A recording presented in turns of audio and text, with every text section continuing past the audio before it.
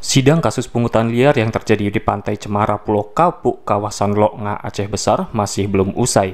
Kali ini Pengadilan Negeri Janto kembali menggelar sidang lanjutan perkara tersebut dengan agenda pemeriksaan saksi yang dihadirkan oleh Jaksa Penuntut Umum pada Rabu 9 Maret 2022. Penasihat hukum kelima terdakwa menilai bahwa perkara ini hanyalah urusan administratif, bukan urusan pidana. Dan lagi, ia menyampaikan dalam perkara ini tidak ada pihak yang dirugikan.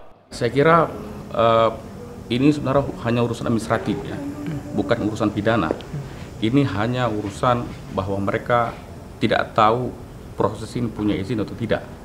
Dan ini sangat administratif. Dan kita juga bingung kenapa hal-hal yang bersifat administratif bisa berujung ke pidana.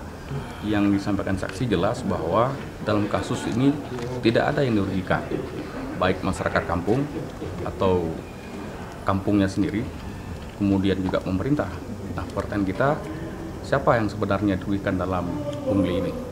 Itu yang pertama. Yang kedua, yang disampaikan saksi, mereka sebenarnya juga memperoleh keuntungan dengan pengutipan ini. Ada bantuan proposal untuk kegiatan-kegiatan maulid, untuk kegiatan sosial, dan juga untuk membantu ekonomi masyarakat itu. Karena harus kita pahami, kondisi pada saat 2019 itu awal mula COVID. Jadi apa yang dilakukan itu sangat membantu perekonomian masyarakat Lok Nga, khususnya pemuda di sana. Di sisi lain, JPU menyampaikan masih ada 6 orang saksi lagi yang akan diperiksa pada sidang berikutnya dalam agenda yang sama. Ke depan nanti kami akan panggil 6 orang saksi lagi. Kita bagi 2 ya, mungkin minggu depan 3 orang saksi, lalu minggu depannya 3 orang saksi lagi. Dari Janto, Ahmad Nur Salam, Dialeksis TV.